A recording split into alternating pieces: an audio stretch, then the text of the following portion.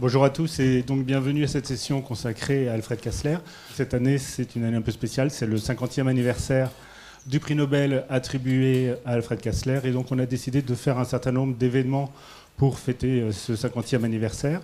Donc j'ai le grand plaisir aujourd'hui maintenant de présenter Claude Cohen-Tanucci qui travaille à l'école normale ici, au sein du laboratoire Kastler-Brossel, donc ce qui me permet à cette occasion de me présenter puisque je suis le directeur du laboratoire Kastler-Brossel. Et le laboratoire porte ce nom de ces deux pères fondateurs qui sont Alfred Kastler et Jean Brossel. Alors Claude Cohen-Tanucci est internationalement reconnu et c'est un grand spécialiste de l'interaction entre la matière, donc les atomes par exemple, et le rayonnement, la lumière. Et il a beaucoup travaillé aussi sur les atomes froids, ce qui lui a valu donc le prix Nobel en 1997, qui lui a été attribué avec deux confrères américains. Il a eu de nombreux autres prix, dont la médaille d'or du CNRS, par exemple. Il est membre de l'Académie des sciences. Et comme c'est la nuit expliquée, je voudrais insister sur l'aspect plus son implication dans la diffusion et dans l'explication des connaissances scientifiques. Puisque en tant que professeur au Collège de France, il a fait des cours remarquables et tous ceux qui ont pu aller à ses cours s'en souviennent énormément et c'est été très utile pour toute une génération de chercheurs. Et donc je suis très heureux de lui donner la parole donc, pour évoquer quelques souvenirs d'Alfred Kastler, dont il a été l'élève, puisque tu as fait ta thèse sous la direction d'Alfred Kastler et de Jean Brossel.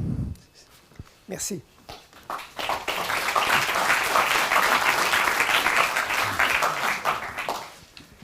Merci. Merci Antoine pour ton introduction. Et je voudrais dire, avant de commencer, à quel point je suis ému de vous parler cette soirée, de la personnalité d'Alfred Kastler, qui a beaucoup compté pour moi dans mon parcours à la fois scientifique et personnel. Je commence par cette photo qui est dans l'entrée et qui montre tout de suite à son regard à quel point il était chaleureux, rayonnant, et puis se sentait tout de suite en confiance avec lui. Peut-être qu'avant, je vais essayer d'articuler mon exposé sur les trois aspects que j'ai bien connus d'Alfred Kastler: l'enseignant, le chercheur et l'homme dans la société. Laissez-moi d'abord vous dire quelques mots sur son parcours initial. Il est entré à l'école normale supérieure ici, je crois, en 1921. Il y a passé 4 ans. Il a passé l'agrégation. Ensuite, il a été professeur dans le secondaire, à, je crois, Strasbourg, Colmar et Mulhouse, de 1926 à 1931, je crois. Et puis, il est passé dans l'enseignement supérieur à Bordeaux, puis à Clermont. Et en 1941, il a été appelé ici, à l'école normale supérieure, par Georges Bruat, qui était directeur du département de physique, pour suppléer aux enseignements de Pierre Auger, qui était parti aux États-Unis. Et puis donc, en 1941, il était là. Peut-être, je voudrais vous montrer aussi, avant de commencer la partie scientifique, le couple formé par Alfred Kastler et Élise Cosset, que j'ai eu l'honneur de connaître.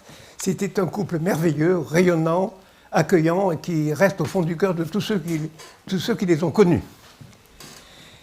Donc, il revient ici en 1941, et puis c'est à cette époque que Jean Brossel, qui est rentré à l'école normale supérieure en 1938, juste avant la guerre, qui a été mobilisé, qui a fait, je crois, 2 ans de guerre, quand il a été démobilisé, il est revenu ici pour faire son diplôme d'études supérieures, qu'il a fait avec Alfred Kastler, puis l'agrégation.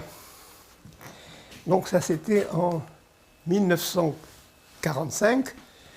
Il a passé aussi l'agrégation. Et donc, à cette époque, il faut réaliser que les laboratoires, la recherche française était sinistrée. Il n'y avait plus d'équipement dans les laboratoires. Et Alfred Kastler s'est rendu compte qu'il fallait que Jean Brossel aille à l'étranger pour se former un peu en physique moderne. Et il lui a conseillé d'aller d'abord à Manchester, puis à MIT aux États-Unis. Et donc là, Jean Brossel a passé un certain temps. Il s'est initié d'abord aux techniques expérimentales de la physique atomique, de la spectroscopie. Et puis, au cours de cette période qu'il a passée aux États-Unis, il y avait un échange épistolaire avec Alfred Kastler, très suivi. Et c'est là qu'ils ont eu tous les deux, indépendamment, d'abord une idée vraiment merveilleuse, l'idée de double résonance, où on excite les atomes avec une raie optique et puis en même temps avec une radiofréquence. Et puis quelques mois plus tard, Kastler a publié l'idée du pompage optique, en 1950. Et c'était tellement prometteur ces deux idées que Jean Brossel est revenu à Paris et qu'ils ont décidé tous les deux, Alfred Kastler et Jean Brossel, de créer un laboratoire qui s'appelait à l'époque le laboratoire de spectroscopie hertzienne. Donc voici la photo de Jean Brossel. Je voudrais insister sur le rôle essentiel, fondamental qu'a joué Jean Brossel dans le succès de ce laboratoire. Il est réellement indissociable de la contribution d'Alfred Kastler. Il formait une équipe absolument merveilleuse. Et à tel point que, disons, quelques années plus tard, le laboratoire a pris le nom de laboratoire Kastler-Brossel, comme il est actuellement. Donc, ils se mettent à créer ce laboratoire, et c'est à peu près à cette époque que moi je suis arrivé ici, je crois en 1953. Pour ma part, j'étais au lycée Bugeaud, à Alger, où j'ai fait toutes mes études secondaires et mes classes préparatoires. C'était un très bon lycée. Et j'ai conservé des contacts très, très amicaux avec les topins, comme on dit, les élèves de classe spéciale, les topins d'Alger, de la top d'Alger, qui ont continué à y correspondre. Ce lycée avait d'ailleurs avait été le lycée qui avait reçu Albert Camus, donc c'était vraiment quand même quelqu'un de très important. Et donc j'ai été reçu à l'école normale, je suis venu ici en 1953. Alors, j'ai d'ailleurs des copains de promotion qui sont ici. Les cours à l'université, c'était pas terrible. La physique était un peu vieillotte, mais heureusement, on avait des cours à l'école normale. Des cours de mathématiques qui étaient donnés par des professeurs exceptionnels, comme Laurent Schwartz, et Henri Cartan, et surtout Alfred Kastler. Et là, ça a été la révélation pour moi. Au début, je voulais faire des mathématiques, quand je suis arrivé à Paris, mais les cours de Kastler m'ont décidé de changer, de faire de la physique. Parce qu'il avait un art de présenter les phénomènes physiques avec une élégance, une poésie, je dirais, exceptionnelle. Il était d'une gentillesse et d'une ouverture avec les étudiants exceptionnelle. Donc j'ai décidé de rejoindre son laboratoire. Et en deuxième ou troisième année, je suis entré dans l'équipe pour faire un diplôme d'études supérieures. Et si vous voulez, j'ai une photo ici qui ne date pas de cette époque, mais qui montre à quel point Alfred Kastler était un enseignant exceptionnel. Ici, il présente une expérience qui va être reprise tout à l'heure, qu'il faisait très souvent devant les étudiants. On prenait un ballon de sodium, que vous avez ici, hein, rempli de vapeur de sodium, et un faisceau lumineux qui traverse ce ballon. La lumière excite les atomes de sodium qui réémettent des photons, et on voit le trajet du faisceau lumineux dans la cellule, jaune, on voit éclairé par la lumière que les atomes réémettent. Alors, le laboratoire, pendant mon diplôme d'études supérieures, a été une révélation pour moi. Je ne connaissais pas très bien ce que c'était la recherche, mais c'était fantastique. On était un tout petit nombre. Il y avait Bernard Cagnac, qui est, je crois, ici. Il y avait Marianne Bouchia, qui était ici. Jacques Blamont, Jacques Winder. Il y avait déjà des résultats exceptionnels qui étaient obtenus, comme des transitions à plusieurs photons. Le fait qu'un atome peut passer d'un niveau à l'autre, non pas en absorbant un seul photon, comme on a l'habitude, mais en absorbant 2, 3, 4, 5, 6.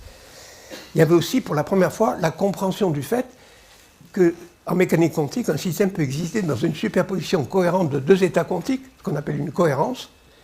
Donc c'était clair que c'était important. Et dans le diplôme d'études supérieures de Marianne Bouchia, avec également Jacques-Émile Blamont, on s'est rendu compte qu'un atome qui était porté dans une superposition cohérente de deux états, quand il émettait un photon, la cohérence du premier atome était transférée au deuxième atome qui absorbait ce photon. On appelait ça de la diffusion multiple cohérente. Ça, c'était vraiment une expérience cruciale parce qu'elle montrait l'importance des superpositions d'états. Moi-même, dans mon diplôme d'études supérieures, je montrais qu'une fois qu'on avait orienté un atome par pompage optique, qu'on l'avait mis dans une superposition d'états, quand il suffisait des collisions avec des atomes d'argon dans une cellule, dans un ballon, cette cohérence subsistait, ce qui permettait, en augmentant le temps de trajet de l'atome par diffusion d'une paroi à l'autre, d'augmenter considérablement le temps d'observation et donc d'affiner les raies. Puis il y avait beaucoup d'autres choses qui démarraient, donc c'était vraiment fabuleux. Moi, j'ai décidé de continuer mon travail de thèse dans ce laboratoire. J'ai passé l'agrégation. À l'époque, c'était la guerre d'Algérie.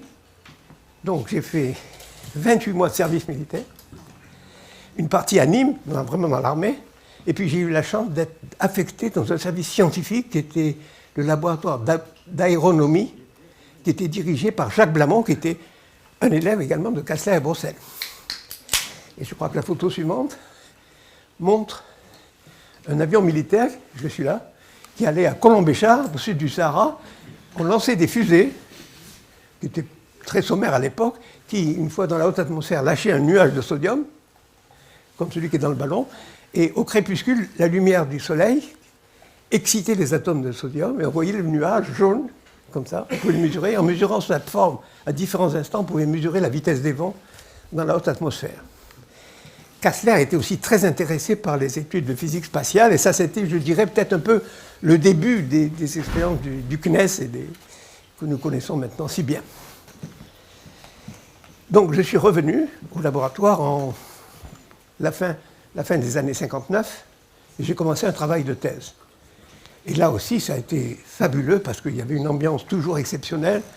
Kastler et Brossel étaient tout le temps au laboratoire, jour et nuit, je dirais. Ils passaient le matin et le soir pour discuter avec les chercheurs, les conseiller, les orienter. En ce qui me concerne, j'ai étudié un effet que nous avions prévu, Jean-Pierre Barra et moi-même, dans une étude théorique du pompage optique, une étude quantique. On prévoyait que les niveaux d'énergie des atomes étaient déplacés par la lumière si la fréquence de la lumière était non résonante, légèrement hors de résonance. Et je me souviens, j'étais tellement excité par cette prédiction que je voulais l'observer le plus vite possible. Et je donne ici des courbes expérimentales que j'avais obtenues pendant la nuit de Noël 1960. On était retourné au labo, ma femme Jacqueline, on avait passé la nuit à prendre des points parce qu'il y avait moins de bruit dans le laboratoire, moins de bruit électromagnétique. À l'époque, on n'avait pas d'enregistreur, et ça, ce sont des points, point par point, qu'on moyennait 5 fois et qu'on prenait avec un galvanomètre à carte mobile. Donc c'était vraiment très antique comme technique expérimentale, mais néanmoins, il apparaissait clairement que, voilà, une courbe de résonance en l'absence de deuxième faisceau perturbateur qui déplaçait les niveaux, puis deux courbes qui, suivant la polarisation du deuxième faisceau perturbateur, déplaçaient la résonance dans un sens ou dans l'autre. Kastler était très excité par cette manip, il l'aimait beaucoup, et avec son sens de l'humour exceptionnel, ces déplacements lumineux qui s'appellent en anglais light shift, shift dû à la lumière, déplacement de la lumière, lui, il s'est mis à les appeler lamp shift. Et pourquoi lamp shift? Parce que on connaissait bien à l'époque un autre effet qui avait la même consonance, qui est le lamp shift, qui est un effet fondamental de l'électrodynamique quantique et qui prédit que les niveaux d'énergie d'un atome dans le vide de rayonnement, sans lumière, la théorie quantique prédit qu'il y a un champ fluctuant quantique dans l'espace et que ce champ quantique, qu'on appelle les fluctuations du vide, déplace les niveaux atomiques. Et ça, cet effet a été très important parce que c'était le point de départ de l'électrodynamique quantique. Donc les lamp shifts, j'ai donné une certaine analogie avec les lamp shifts, et je vous donne ici une photo où on voit Alfred Kastler au milieu avec Willis Lamb, qui était vraiment un personnage aussi exceptionnel, qui avait dû avoir le prix Nobel 1 ou 2 ans avant Alfred Kastler, et puis Hans Kampfermann, qui était un peu le père de la physique atomique allemande à l'époque. Donc j'ai continué à travailler, il y a eu une moisson impressionnante de résultats, pompage optique des isotopes impairs par Bernard Cagnac, les transitions à plusieurs photons par Winter aussi, l'observation de problèmes de paraffine recouvrant les parois d'une cellule par Marianne Bouchia, et puis qui, quelques années plus tard, devait se lancer dans la non-conservation de la parité. Je ne peux pas citer tout le monde, il y avait Jean-Pierre Farroux, Francis Hartmann, Jean-Claude Lehmann. Il y avait toute une moisson exceptionnelle de résultats qui étaient obtenus dans la première moitié des années 60. Évidemment, ces résultats ont attiré l'attention dans le monde entier. Et le 10 décembre, enfin pas le 10 décembre, en novembre 1966, il y a 50 ans, on apprend que Kastler a le prix Nobel de physique. C'était une grande joie pour tout le monde, mais Kastler n'était pas heureux. Il était bien sûr content qu'on reconnaisse la qualité de son travail, mais il était très très malheureux que Brossel n'ait pas été associé à lui.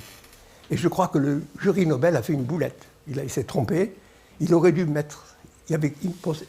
il n'y avait qu'un prix Nobel qui était le Kastler, le prix peut être partagé par 3 personnes, pas plus, donc il y avait la place pour mettre également Jean Brossel. Et ce qui a gâché le plaisir d'Alfred Kastler, c'est que Jean Brossel ne l'ait pas eu avec lui. Et je crois qu'il avait raison, comme je l'ai dit tout à l'heure, la contribution de Jean Brossel dans ses travaux a été tout à fait exceptionnelle.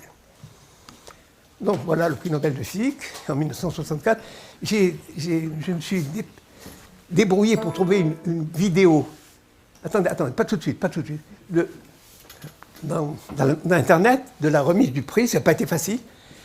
Mais alors, on va passer la vidéo qui dure 2 minutes, un peu moins de 2 minutes. Je vous demande de faire attention. D'abord, à cette époque, le président du jury parlait en français, ce qui n'est plus le cas maintenant. Et dès les 10 premières secondes, le nom de Brossel apparaît. Ils s'étaient rendu compte qu'ils avaient eu une bêtise, et tout de suite, ils ont parlé de Brossel. Alors, on peut la démarrer maintenant.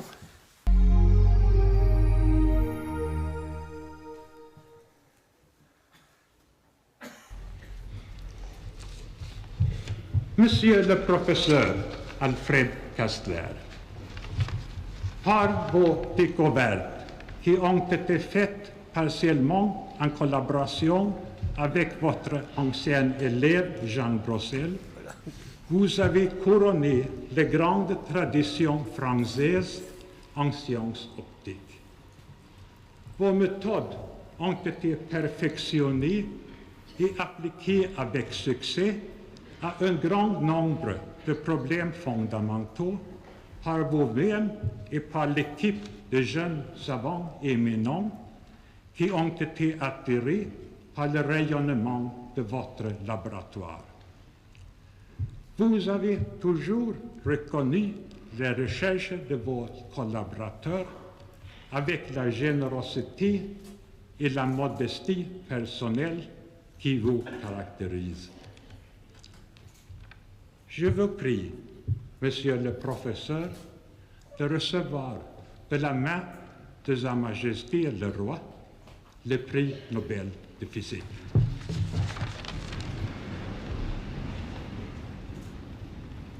Vous voyez ici Madame Kastler.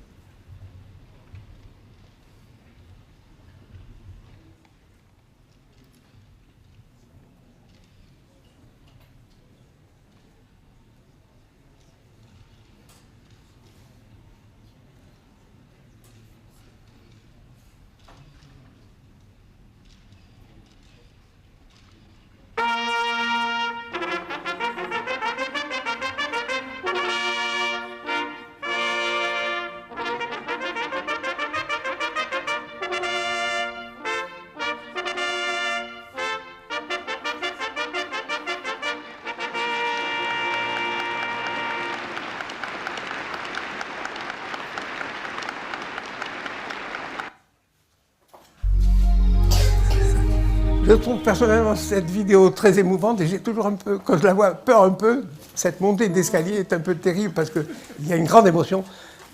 Quand ça s'est passé pour moi, il n'y avait plus d'escalier, c'était au même niveau, c'était plus confortable, disons. Alors, à son retour à Paris, il y a eu bien sûr des fêtes, on a pris des photos, et ça c'est la photo qui est d'ailleurs dans l'entrée, où on voit ici un certain nombre, on voit Alfred Kastler qui est au milieu, je suis ici, il y a Bernard Cagnac. Donc, il faut se rappeler que c'est 50 ans dans le passé, c'est pas mal de temps. On voit ici Jean Brossel, on voit ici Serge Haroche, dont on va reparler tout à l'heure, qui on voit encore, on voit Bernard Cagnac, on voit Marianne Bouchiat qui est ici, on voit Jacques Dupont-Roch, Franck Laloué, dont je vais parler tout à l'heure, et toute une série de gens du laboratoire. Donc ça a été une grande joie. Et si vous voulez, à cette époque, donc j'ai passé ma thèse, moi-même, j'avais passé ma thèse 2 ans auparavant, en 1962, en décembre 1962, et je voulais parler ici de l'attachement d'Alfred Kastler et de Jean Brossel à l'enseignement. Dès que j'ai fini ma thèse, Alfred Kastler m'a dit « Vous devriez postuler à une maîtrise de conférence à l'université ». Alors je lui ai dit « Écoutez, monsieur, je viens de finir ma thèse, je suis au CNRS, je voudrais encore passer quelques années pour faire de la recherche à temps plein. » À l'époque, les sections de faculté avaient 500 ou 600 étudiants. Alors il m'a dit, écoutez, si vous avez, ça c'est extraordinaire, si vous avez trop de travail, j'en ferai une partie. qu'est-ce que je pouvais faire? Je ne pouvais qu'accepter. Donc, j'ai été élu maître de conférence à Paris dans une section de ce qu'on appelait PCB, les études médicales, avec 500 ou 600 étudiants dans l'amphi. Je fonctionnais en parallèle avec Philippe Nauzière, que beaucoup d'entre nous connaissent ici. Et disons, avant d'entrer dans l'amphi, quand on avait la porte fermée, qu'on entendrait le bruit, on se disait, mais ils ne vont jamais s'arrêter de parler. Est-ce que je vais pouvoir dire un mot? On ouvrait la porte, on rentrait, et le silence s'installait.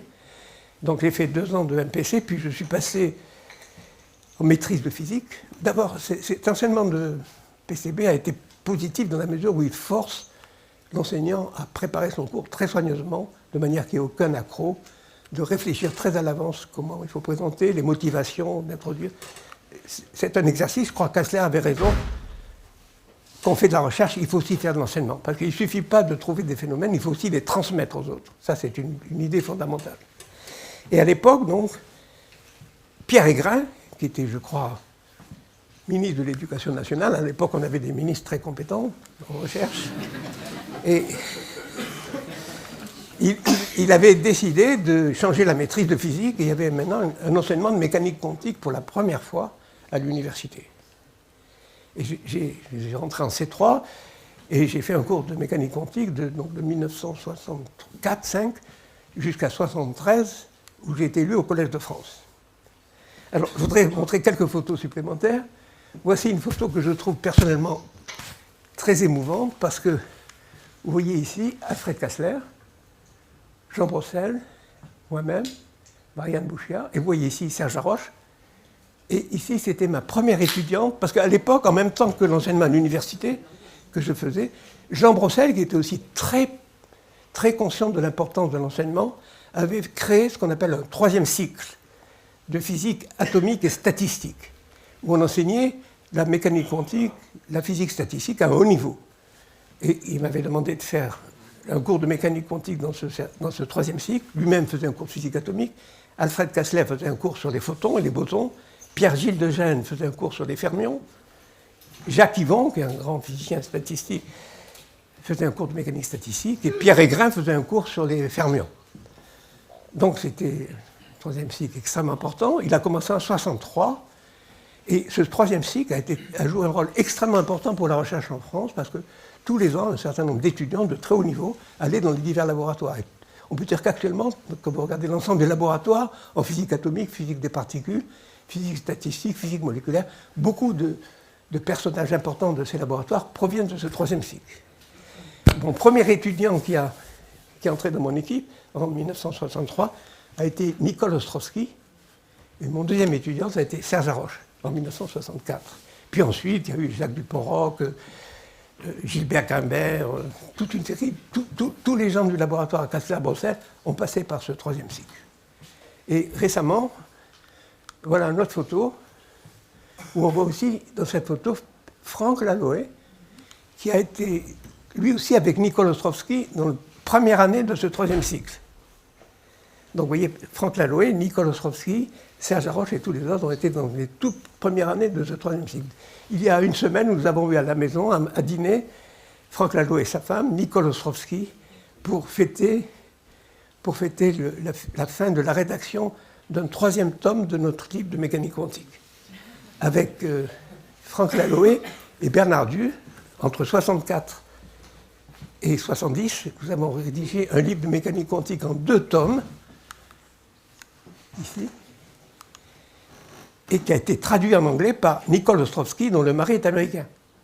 Nicole Ostrowski, donc il parle très bien anglais. Ce bouquin a rencontré un certain succès. Il est maintenant utilisé dans le monde entier. Il a été traduit en russe, en chinois, en anglais, ici. Et nous avons décidé récemment, donc 20 ans après, de rédiger un 3e tome. Et nous l'avons terminé pratiquement, il est quasi terminé dans les jours qui viennent, avec Franck Laloé et Bernard Dieu, qui malheureusement est bien malade en ce moment. Et Nicole Ostrowski et Dan Ostrowski ont accepté de rédiger ce 3e tome. Donc ça a été quand même un grand plaisir pour nous. Bon, je voudrais maintenant passer à l'autre aspect de la personnalité de Kastler, Kastler, l'homme dans la société. D'abord, Kastler était un poète. D'ailleurs, je crois qu'on a prévu dans le programme d'une lecture de poèmes, oui, Bach, c'est ça, il va avoir des lectures de poèmes de Kastler. Il avait une élégance incontestable dans ses idées, dans ses projets d'expérience.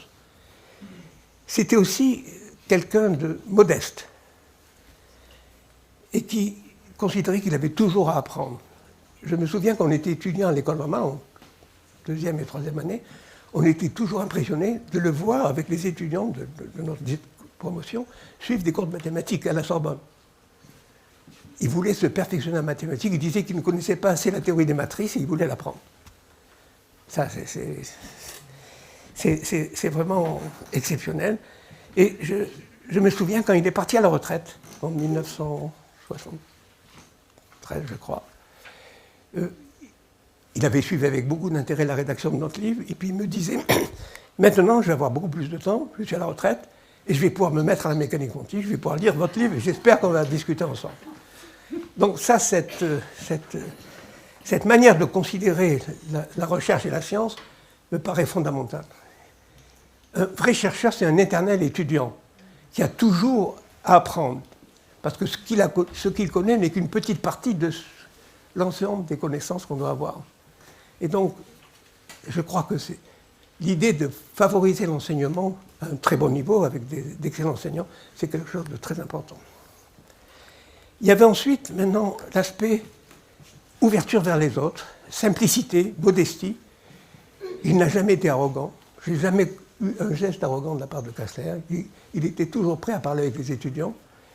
Et c'était vraiment exceptionnel. Je voudrais raconter peut-être un épisode qui m'a beaucoup marqué. Quand il a eu le prix Nobel, bien sûr, il y a eu des tas d'articles dans les journaux et mon nom est paru. Or, il se trouve que nous avons, de ma famille, qui originellement était en Espagne, dans les années 1800, qui a été chassée d'Espagne par l'Inquisition, qui est allée à Tanger, au Maroc, c'est pour ça que notre nom Talmoudi, ça veut dire Cohen de Tanger, puis une deuxième expulsion de Tanger en Algérie et en Tunisie. Et on avait une partie de la famille qui était en Tunisie, dont on avait perdu contact. Je ne les connaissais pas très bien, les cousins qu'on avait en Tunisie. Et un de ses cousins, quand il a vu mon nom, il est venu à Paris, parce qu'il faisait de temps en temps à Paris, et il est allé voir Kastler, sans me voir, sans me demander à me voir. Je ne le savais pas. Et un jour, je vois Kastler entrer dans mon bureau, et me dire, vous avez une minute? Je dis, bien sûr. Je vais dans son bureau, je vois là-bas, il avait ramené de chez lui des bouteilles de jus d'orange, des gâteaux, et il y avait ce monsieur qui était là, et puis il était content, il était très joyeux de nous mettre ensemble. Moi j'étais stupéfait, j'étais un peu en colère contre ce cousin lointain, qui avait pris la liberté comme ça d'aller voir Kastler sans même me conseiller. Mais ça c'était typique d'Alfred Kastler, sa gentillesse et puis le désir d'être toujours gentil avec tout le monde. Après le prix Nobel, il était lui aussi très très sollicité, très fatigué par le nombre d'invitations de comités qu'il devait présider. Et il acceptait de présider des tas de comités pour l'intérêt de la recherche. Et donc, si vous voulez, cet aspect de sa personnalité m'a beaucoup touché. Mais ceci ne veut pas dire qu'il n'était pas rigoureux et exigeant. Il pouvait être très sévère et très exigeant quand il pensait que les gens avaient tort. Alfred Kastler a été élu à l'Académie des sciences 2 ans avant le prix Nobel, à l'âge de 62 ans. Ce qui est un non-sens. Alors, il a pris l'initiative de publier quelque chose, de faire un article, où il portait en axis les années et en ordonnait, d'une part, l'âge moyen d'entrée à l'Académie, et d'autre part, l'espérance de vie. Il montrait que les deux courbes se croisaient et que si on ne faisait rien, dans quelque temps, on pourrait entrer à l'Académie qu'à titre posthume, parce que l'âge moyen d'entrée de l'Académie était supérieur à l'espérance de vie. Vous imaginez, ça fait un beau scandale, mais le résultat, c'est qu'il y a eu un changement. Maintenant, les règlements de l'Académie imposent qu'une partie importante des nouveaux élus doivent avoir moins de 55 ans. Et du coup, le dynamisme de l'Académie a beaucoup augmenté. Un deuxième exemple, c'est mai 68. Il était bien sûr favorable aux idées nouvelles, mais il n'aimait pas la démagogie. Et à l'époque, un certain nombre de collègues à l'université étaient devenus avaient un peu disjoncté, et certains proposaient de donner Les notes à l'examen, c'est répressif. Il faut donner 10 à tout le monde. Ça avait choqué Kastler. Il était rentré dans un amphi qui était survolté et il avait dit, ça c'est une bêtise. C'est pas ça la démocratie. La démocratie, c'est la promotion par le mérite, par les examens. Donner 10 à tout le monde, c'est aberrant, c'est contraire à la démocratie. Et puis donner l'exemple, 2 exemples fameux, Albert Camus, dont la mère était femme de ménage, et le père d'Élie Cartan, le père d'Élie Cartan, c'était le père d'Henri Cartan dont nous avons suivi les cours. Son père, c'était Élie Cartan, qui était l'un des plus grands mathématiciens du XIXe siècle. Et son père, lui, Élie Cartan, était maréchal ferrant. Et dans plusieurs cas comme ça, ce sont les instituteurs, les professeurs de lycée, qui ont repéré des enfants doués, qui les ont poussés et qui les ont amenés là où ils sont arrivés. Donc, mettre 10 à tout le monde, c'est une aberration. Et puis, Alfred Kastler était aussi très sensible à toutes les formes de persécution, de racisme, d'intolérance. Il ne supportait pas ça. Il se battait, il faisait partie de plusieurs comités de défense, par exemple des scientifiques juifs qui étaient expulsés de Russie, des scientifiques qui étaient persécutés un peu partout dans le monde. Et il était aussi angoissé par l'arme nucléaire, il se battait beaucoup contre l'arme nucléaire, et il était l'objet de menaces de la part de l'OAS dans les années 1968. Et je me souviens, son appartement avait été plastiqué, et je me souviens que ses étudiants au laboratoire essayaient de l'accompagner chaque fois du laboratoire à son domicile pour éviter qu'un accident se produise. Et puis, si vous voulez, le dernier cliché que je voudrais montrer, c'est la photo de 3 grands physiciens de l'école normale, Henri Abraham, Eugène Bloch et Georges Bruyas. Je crois qu'Henri Abraham était directeur de l'école quand Kastler est rentré à l'école. Je pense que c'est ça. Il était directeur du labo. Oui. Oui. Eugène Bloch a été un des professeurs d'Alfred Kastler. Il avait une grande amitié, une grande affection pour lui parce que Eugène Bloch venait comme Alfred Kastler d'Alsace, il parlait allemand couramment, et c'est lui qui l'a mis en contact, il lui a fait connaître toute la littérature allemande, des Planck, Einstein, Sommerfeld, Heisenberg, qui était si importante pour la physique moderne. Et puis Georges Bruyas, c'était en 1941, quand il est revenu de la guerre, le directeur du département de physique. Et il aimait beaucoup Georges Bruyas parce qu'en fait, à l'époque, les livres de Bruyas étaient les livres de chevet des étudiants qui faisaient de la physique. On parlait des Bruyas. Oui. Et Alfred Kastler a repris 2 de ses ouvrages, la thermodynamique et l'optique, il les a révisés et complétés. Et comme vous le savez, ces 3 physiciens ont été déportés et sont morts à Auschwitz. Et ça, pour Kastler, c'était quelque chose de terrible. Il a initié la création d'un prix des 3 physiciens, qui a démarré, je ne me rappelle plus quand, mais qui est distribué tous les ans à une personne, à un scientifique. Moi, je l'ai eu moi-même, je crois, en 1988, et c'est un prix qui a un certain grand prestige compte tenu du contexte dans lequel il a été donné.